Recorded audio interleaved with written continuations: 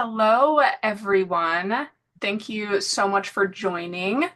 We are going to give a couple more minutes for a few more people to go ahead and hop on in here. In the meantime, if you want, please in the chat, state who you are and what organization you're from.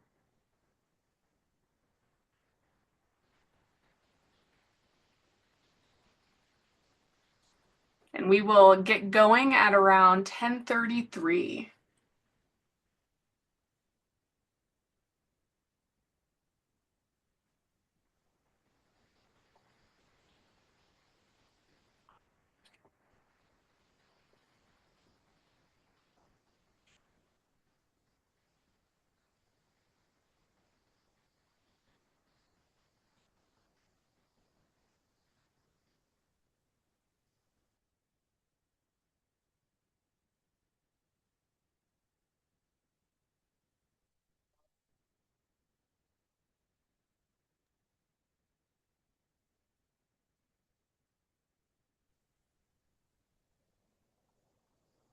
All right, one more minute for those of you who are just joining. We are typing our names and where we are from in the chat if you want to go ahead and do that.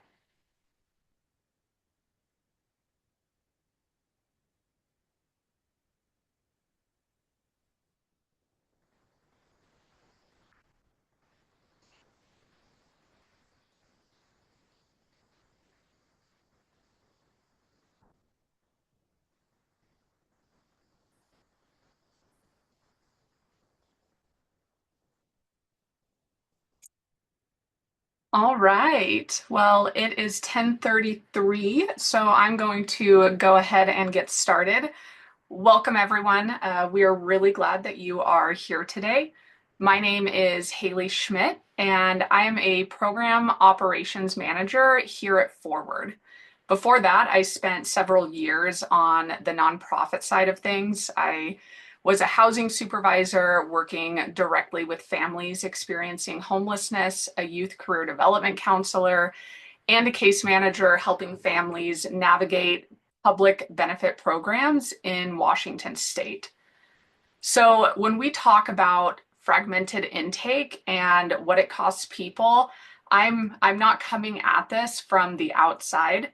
I've been the one handing the client yet another stack of paperwork they've already filled out somewhere else. I've watched those families who were sleeping in their cars or in shelters have to prove their situation over and over again just to get the help that they desperately need.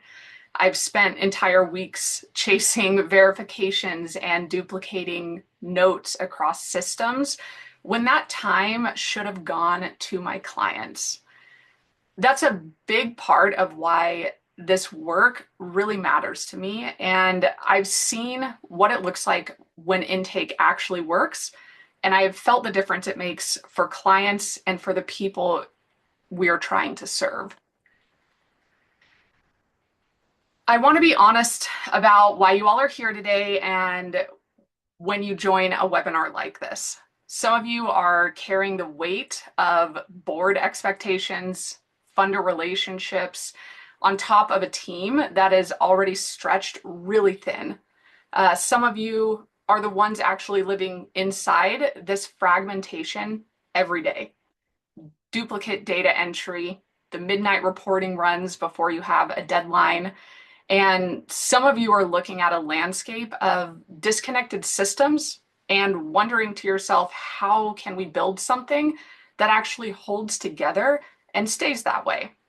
So, wherever you may sit in your organization, this conversation is really for you because the problem we're talking about shows up a lot differently depending on your role, but it comes from the same place and it has the same fix. So before we dive in, I want to be upfront about what to expect over the next 40 minutes and explain what it is and what it is not. So this is not a technology demo. It's not a sales pitch. It's an operational leadership conversation, the kind that I really wish that more leaders were having with their boards and frankly with their teams.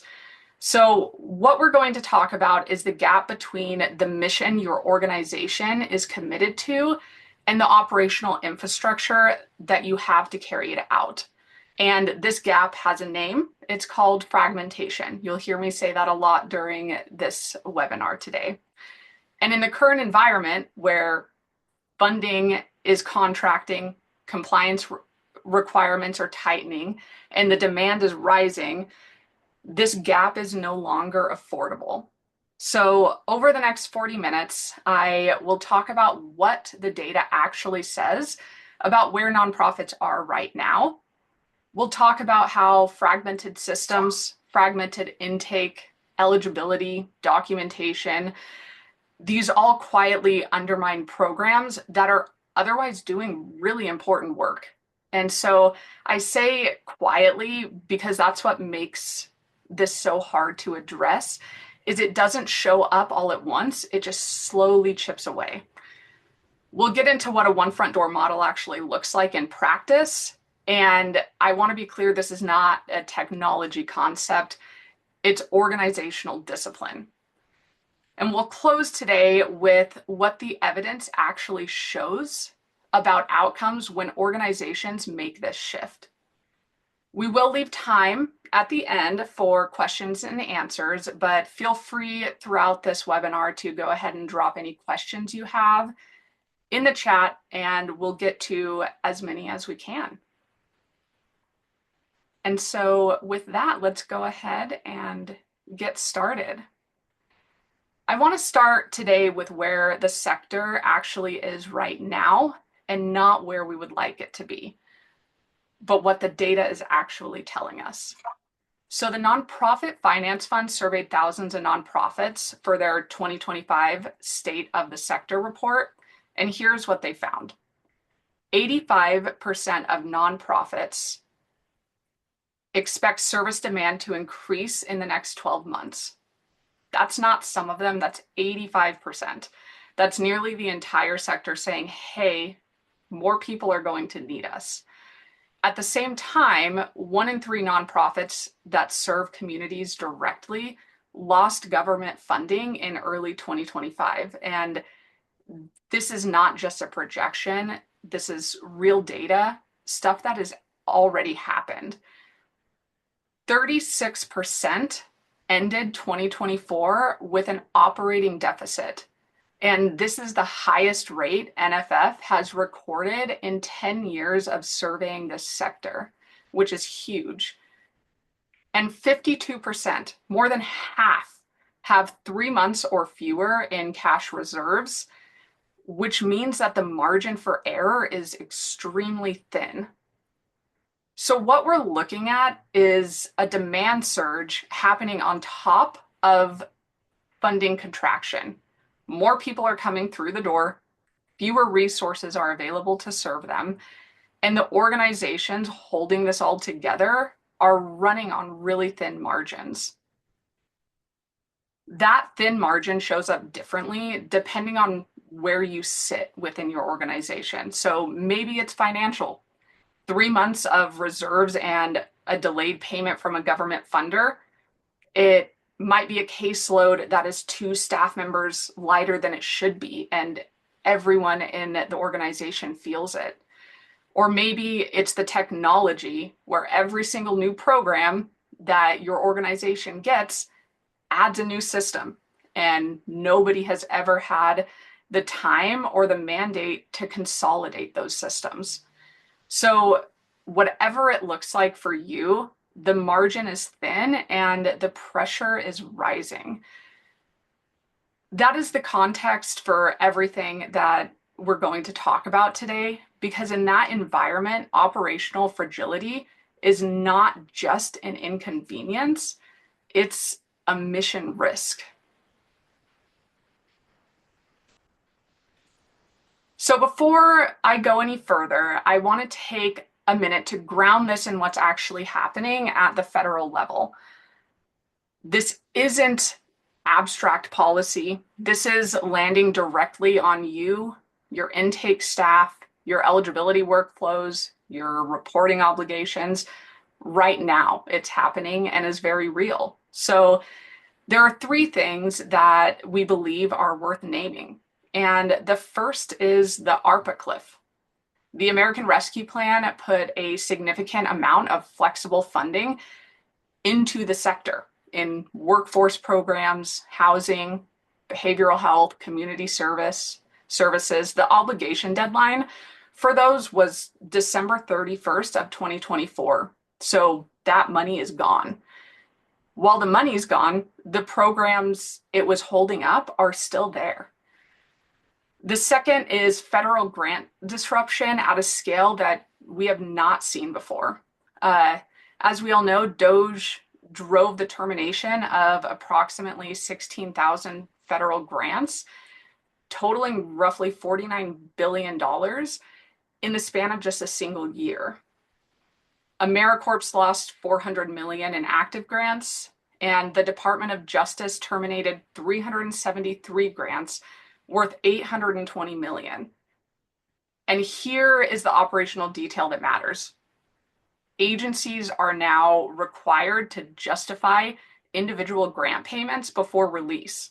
So even those grants that did survive, the routine disbursements now have new layers and new frictions built into them. And the third is the One Big Beautiful Bill signed into law in July 2025. For you nonprofits serving housing, food, and workforce populations, here's what this means operationally. There's expanded work requirements for SNAP recipients up to age 64. Medicaid work activity documentation is now required on a 6-month cycle, and a significant shift in SNAP administrative costs to states. The CBO estimates that roughly 5.3 million people may lose coverage. That's a huge number, 5.3 million people. And those people don't just disappear, they show up at your door. Here's why this really matters for your operations. Every one of these changes lands on intake first. There's more eligibility documentation to collect, more verification steps to run, more people navigating the new rules that are not fully understood yet. And more of that burden falls on the staff and the systems that you already have. And very clearly, it falls on the clients too. They have longer waits, more confusion, more people slipping through the cracks that nobody meant to leave open. You know your organization better than any data point does. So tell me, which of these pressures is hitting your organization right now? We are going to put a poll up on the screen here in a moment, and I want to hear from you. Is it funding loss or disruption? Is it compliance and documentation demands, demand surge with flat or shrinking staff capacity, or all of the above? Is it a combination of everything?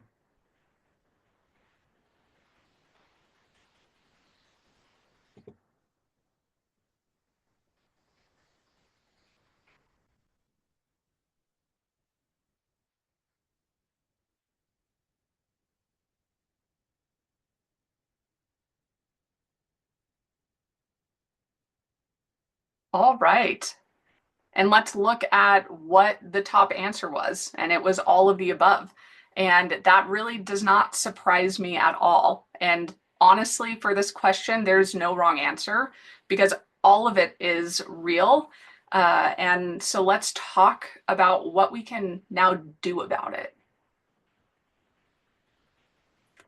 So whatever that top answer was in your poll, whether it was the funding compliance or the funding, the compliance, capacity, or if it was all three, there's a common operational reality underneath all of that. And again, that's called fragmentation. So let me show you what it actually looks like on the ground. So first, fragmentation is not a failure of leadership or intention.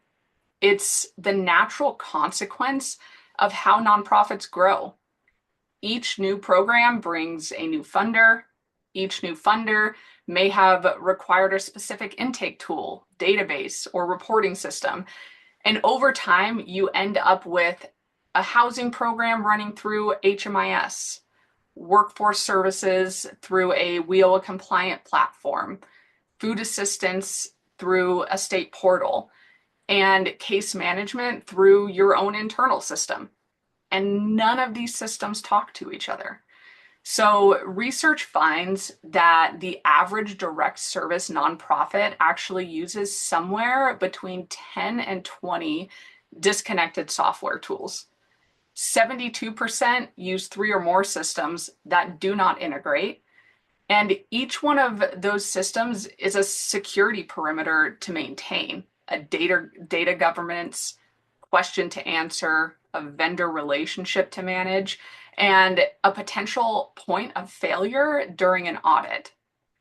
System sprawl is technical debt, and in this sector, it accumulates fast and it rarely gets paid down.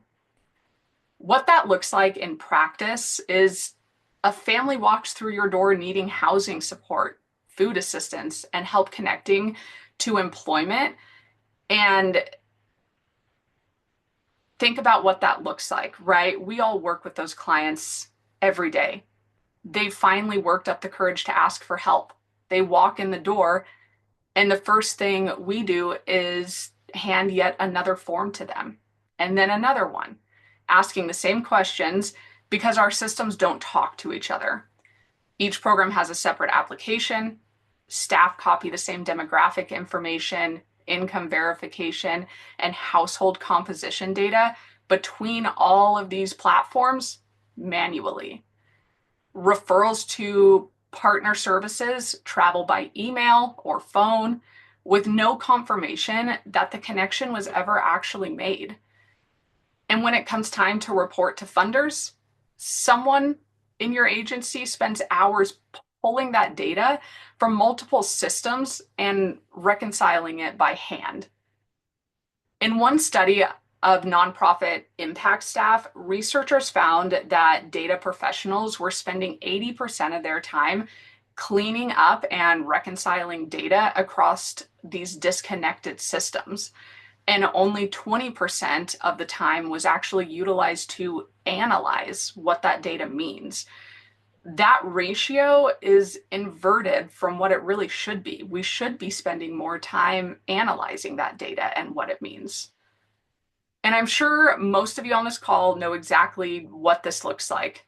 You know, it's a Sunday night where you realize the funder report is due Monday and the data is in 3 pieces. It is the client who came back in for their 3rd intake because each program uses a different form. It's trying to train a new staff member or caseworker and realizing you can't really document that process because the process exists in one person's head. That is the operational reality fragmentation creates. And when reserves are thin and the demand is rising and continues to rise, which is most of your situations right now, that level of built-in inefficiency is not sustainable for anyone.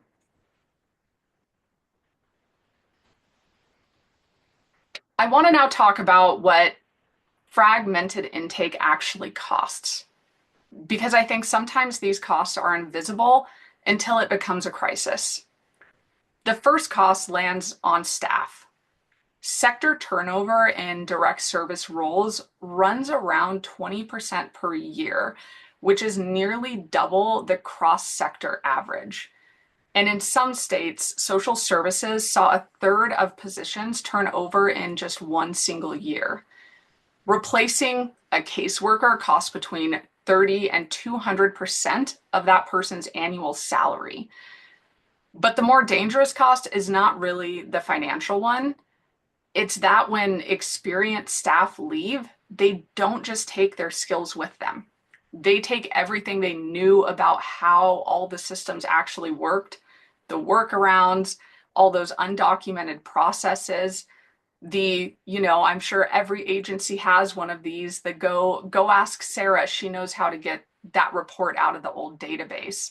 You lose that kind of knowledge, that stuff that lives in people's heads because nobody ever had the time to write it down. The second cost lands on your client. More than 60 billion benefits go unclaimed annually in the United States. Non-participation among fully eligible people ranges from 16 to 72% depending on the program. That's huge, 16 to 72%. Research on SNAP found that simply reducing administrative burden actually led to a 37% increase in participation over time. The friction is not neutral.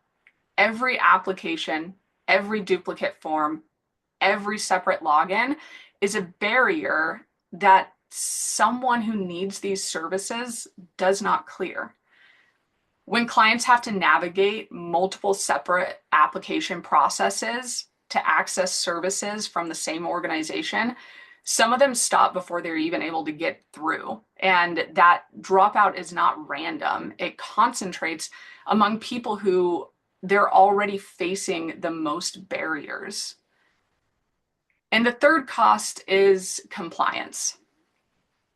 GAO analysis of thousands of single audit findings identified the top reoccurring issues: incomplete subward reporting, subrecipient monitoring deficiencies, and eligibility verification failures.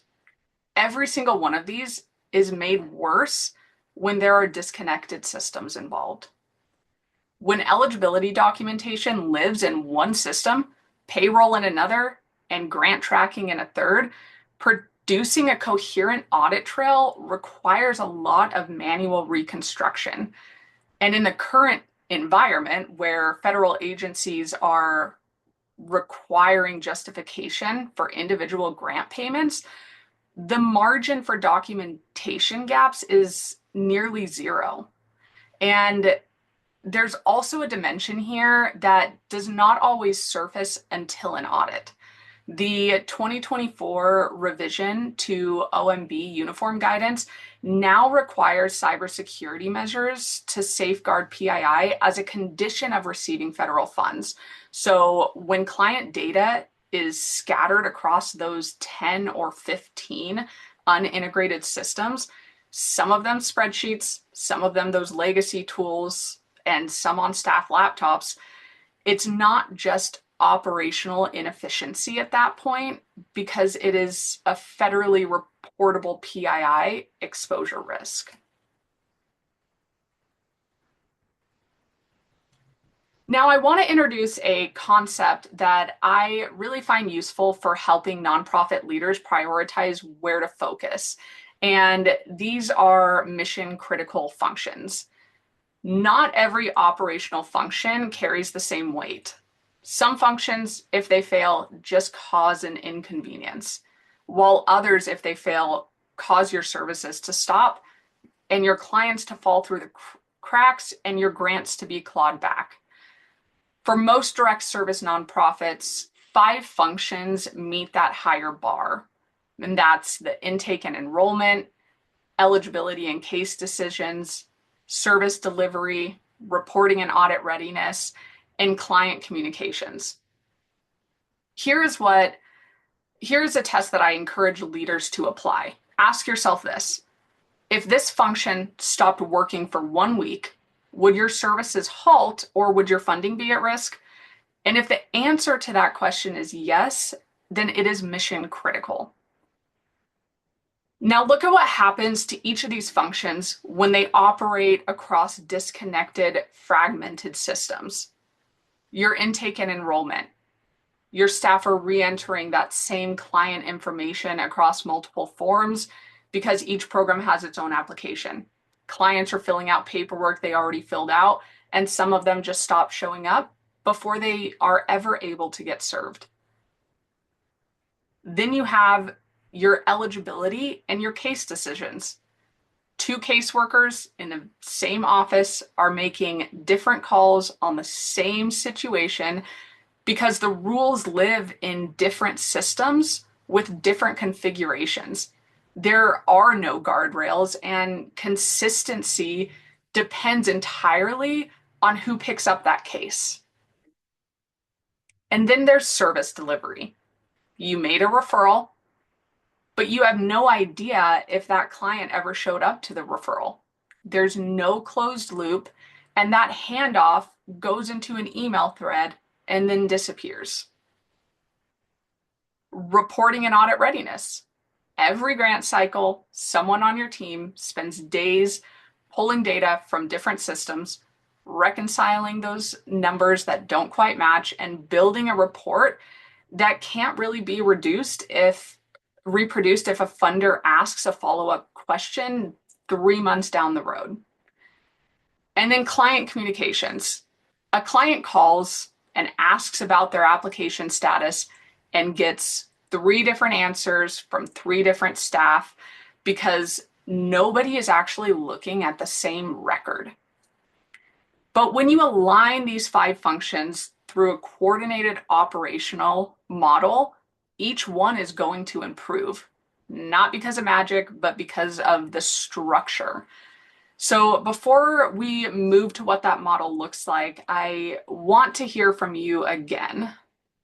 And we will have another survey that will pop up here. And I want you all to tell me which mission critical function feels the most fragile in your organization right now. Is it that intake and enrollment? Or is it the reporting and the audit readiness?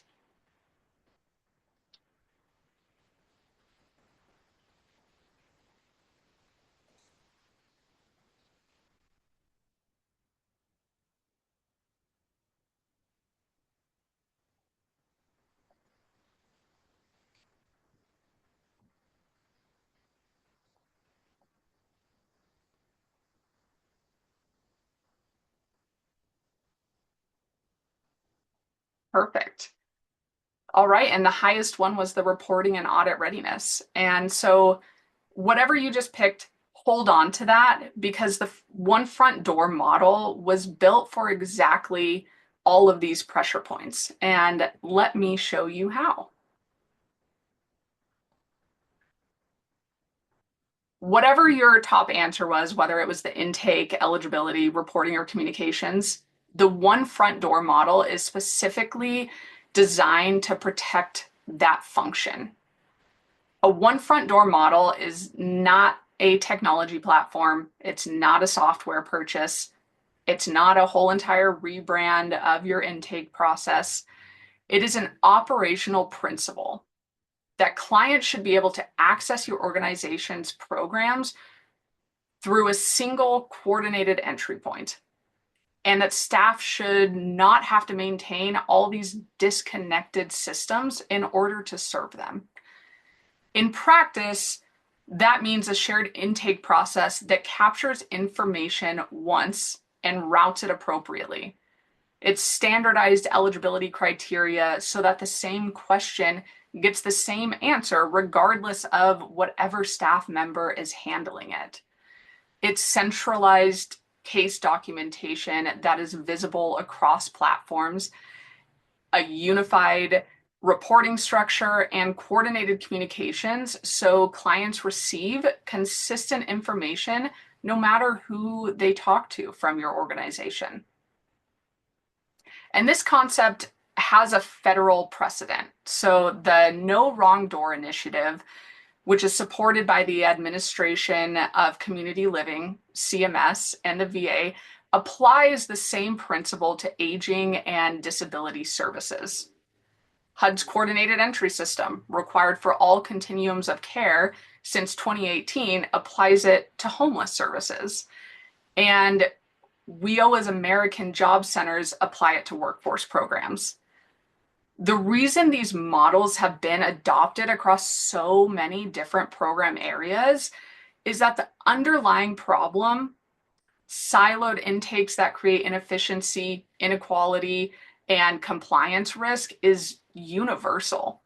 We see it in human services, we see it in housing, and we see it in multi-grantee programs like Washington State DSHS, their Housing Stabilization Initiative, where 12 separate community organizations were each running their own intake and reporting until a shared platform replaced the fragmentation with just one single coordinated system. What this means in practice depends on where you sit. If you are responsible for organizational sustainability, this is about building something that doesn't depend on any one person to hold it completely together. If you're responsible for the day-to-day program delivery, it means spending your time on the work that actually matters and not on data reconciliation. And if your responsibility for the technology that supports all of it, this is the operational discipline that gives you permission to consolidate. Fewer systems to secure, fewer integrations to maintain, a smaller, more governable data footprint. The goal here is not just one single piece of software. The goal is a single experience for the clients you serve and for you staff who serve them. And those two things go hand in hand. They are not separable. So let's talk about what the evidence actually shows us about the coordinated intake models, because this isn't theoretical. Colorado Peak is one of the most cited examples of this. After implementing an integrated online application that covered 13 programs, which included things like Medicaid, CHIP, SNAP, TANF, and childcare, the state actually doubled its application processing capacity from 30,000 to 60,000 per month. And this was with no increase in its annual personnel budget, no new staff, no higher costs. It was just the structural change from a fragmented system to a coordinated one. The WIOA American Job Center study by Mathematica followed over 34,000 job seekers across 200 different one-stop centers. And participants who received intensive coordinated services saw their earnings increase by a little over 3,300 a month to 7,100 per person. And that's huge. That's a 7 to 20% gain in someone's earnings. The benefit cost analysis confirmed it was cost effective from the perspective of everyone, participants, taxpayers, and society. The last example I have for you is from our own work here at Forward. And I want to be direct about that because this one is not a research case. This is a program we helped run. So Washington State's Department of Social and Health Services launched a statewide housing stabilization program that to support low-income immigrant and refugee households.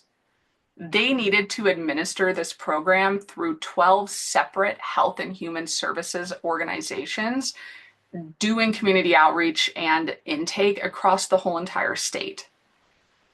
The challenge was exactly what we have been describing: fragmented engagement, inconsistent intake across 12 organizations, and no one way to track what was happening or to report that back to the state.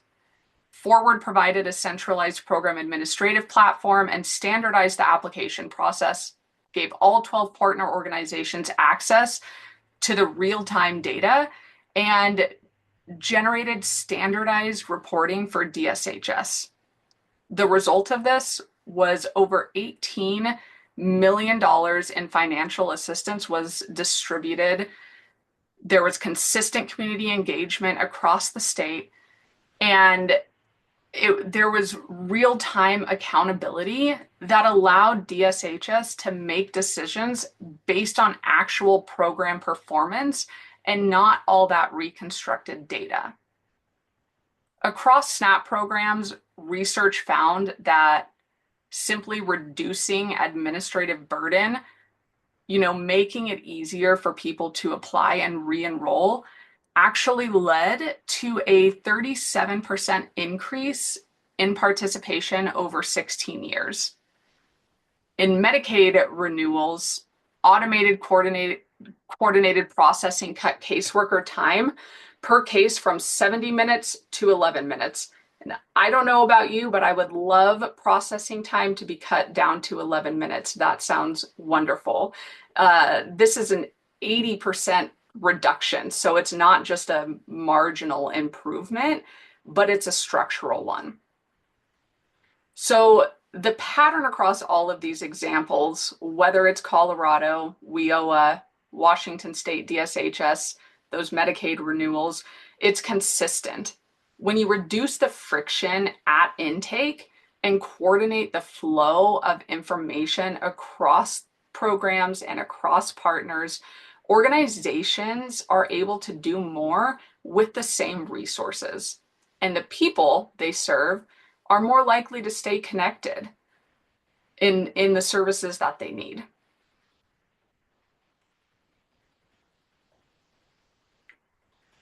I want to be direct about something that is sometimes really easy to miss when we are talking about operational efficiency.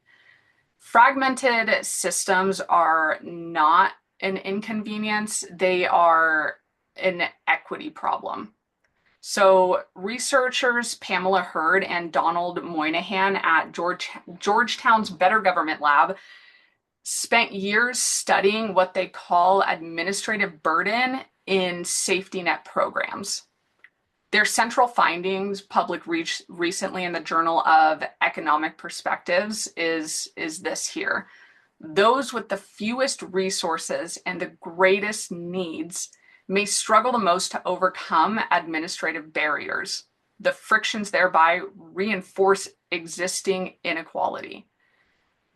They were able to identify 3 categories of burden: learning costs, figuring out that a program exists and understanding whether you qualify for it; compliance costs, gathering those documents, filling applications, attending appointments, and going through verification; and then psychological costs, the stress, the stigma, and the loss of dignity that comes with navigating these complex, fragmented bureaucracies. Now consider who bears these costs the most heavily. So immigrant communities navigate these systems with additional fear. Research shows that immigrants use 39% fewer public assistance benefits than they're actually eligible for. This is because they're driven by language barriers. They have concerns about data sharing, and there's confusion around eligibility rules that change across all the different agencies. There are 22 million Americans over the age of 65 lack broadband at home, and only 53% of state benefit portals are mobile responsive. So for seniors and people with disabilities, this digital divide is a direct access barrier for those individuals. And for households earning under $30,000 a year, 13% have absolutely no digital access at home at all. So every separate program, every separate application, every disconnected portal multiplies these barriers. And I want to be transparent. A one front door model does not eliminate these burdens, but it reduces the number of times each barrier must be overcome from many to one. There's no compliance piece here there's one compliance piece here that's worth naming directly, and that is language access, ADA accessibility, and mobile responsiveness, those are not just operational features. They are legal and regulatory requirements that apply to every single public-facing system your organization operates. When you have 10 separate portals and you have 10 separate accessibility obligations to maintain an audit. Consolidation is not just an operational preference, it's a risk reduction strategy here.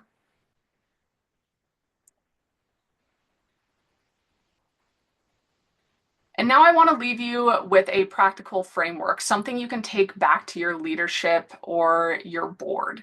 The first step is identification. Not all operational functions carry equal weight.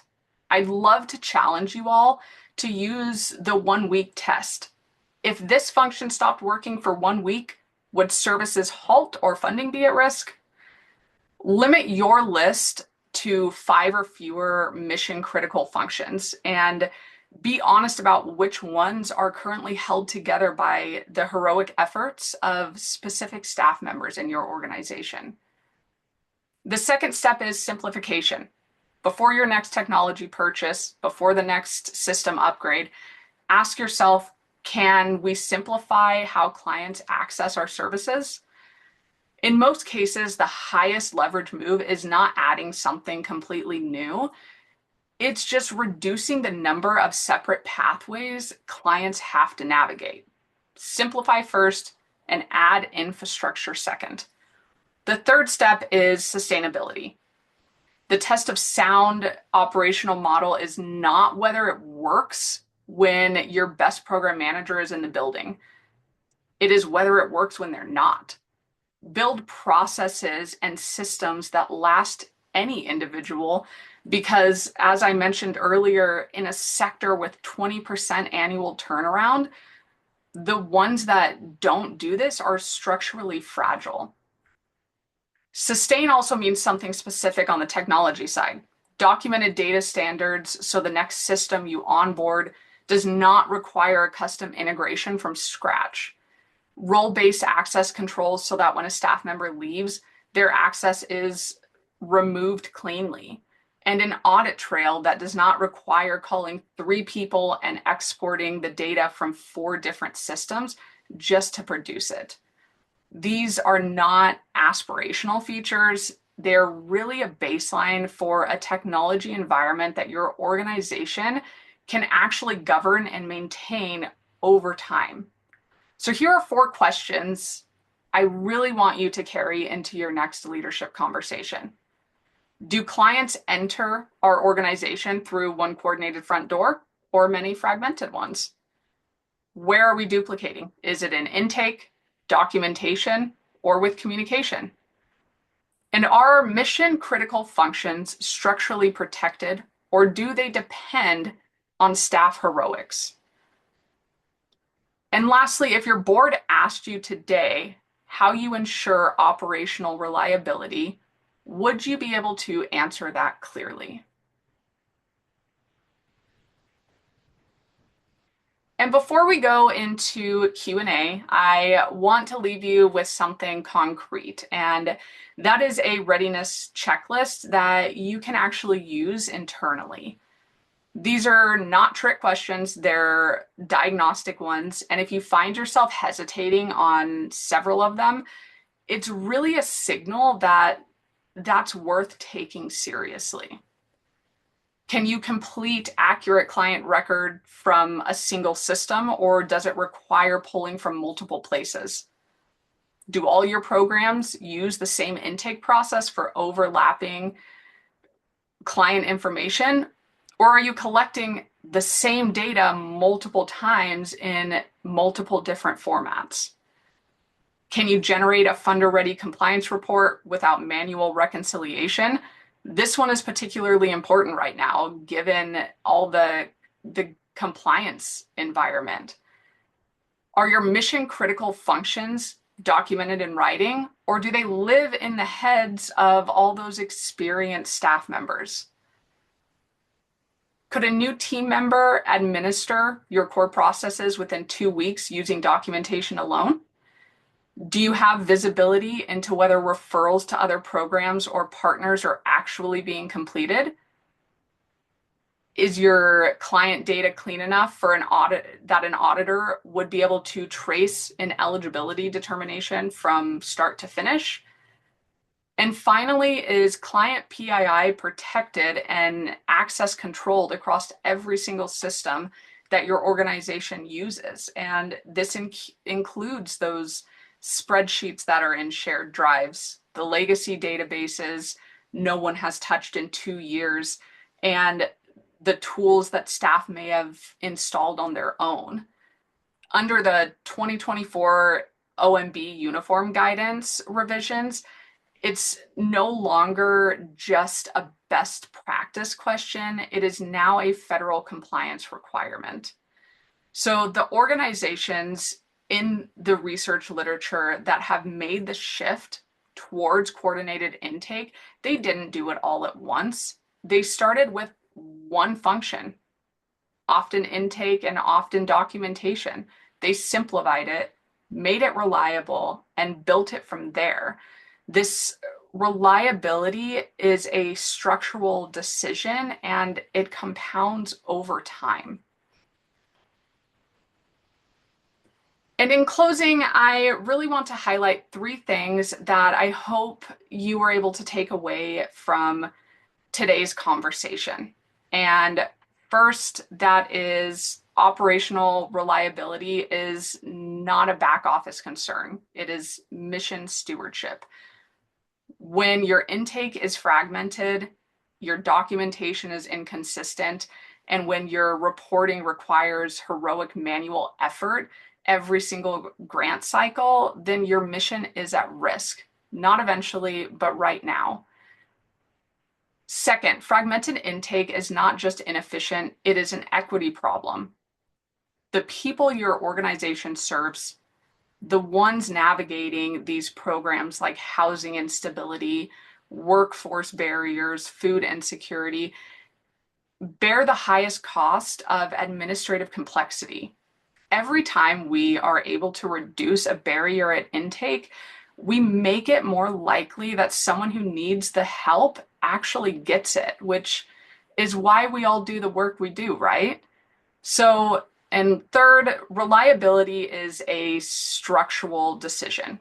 The organizations that hold up under pressure in audit findings, leadership transitions, funding disruptions, those are the ones that built their operational infrastructure deliberately, not the ones that hired the right people and just hoped for the best.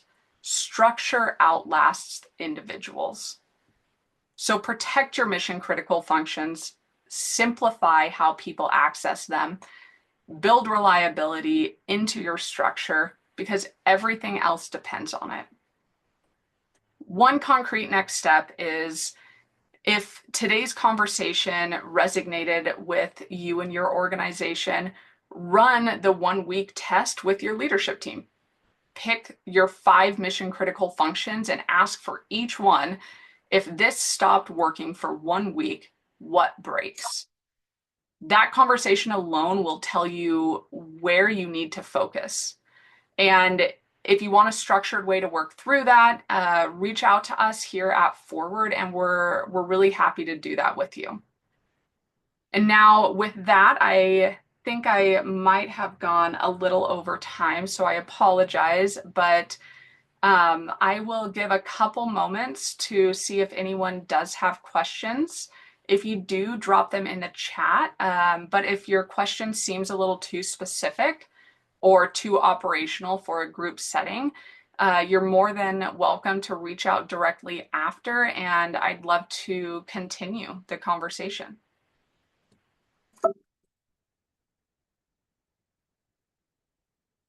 Can we get the handout from the presentation? Yes, I believe that the presentation will be emailed on over to you. Looks like Tina did answer that. Thank you, Tina.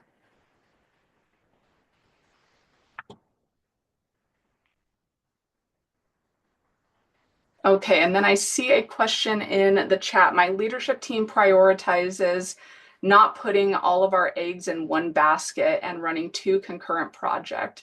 Is there any use for this, and how can I approach them on the importance of this?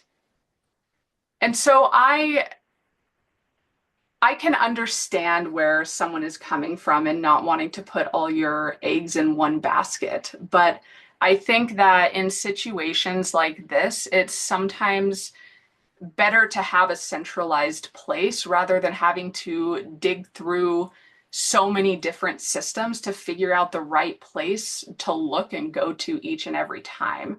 Um, and so I would love for you to share this recording of this webinar with your leadership and go over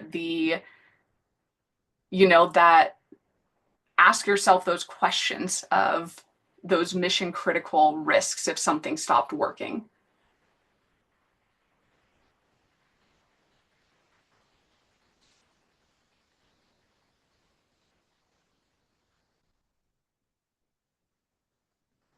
All right. And thank you all so much. Really, the work each and every single one of you is doing is absolutely amazing, and it does not go unnoticed.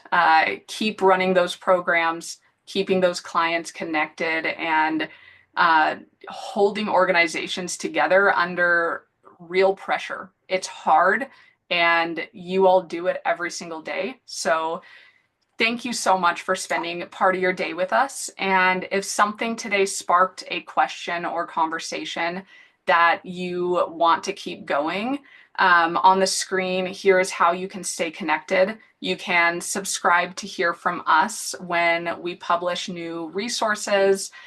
We focus on the operational and policy topics that matter for the work that you all are doing. Our resource hub has guides and case studies and tools that you can put to use right away if you would like. And if you want to talk through what any of this looks like for your specific organization, connecting with a forward program solutionist is a good next step for you. No pressure, but just a real conversation about where you are and what would actually be useful. You can find everything at forwardplatform.com, and we will drop a link. It looks like the link is already there. So the link has been dropped in the chat. And please take care of yourselves today and the people you serve. And I really hope to see you all at the next one. Thank you so much.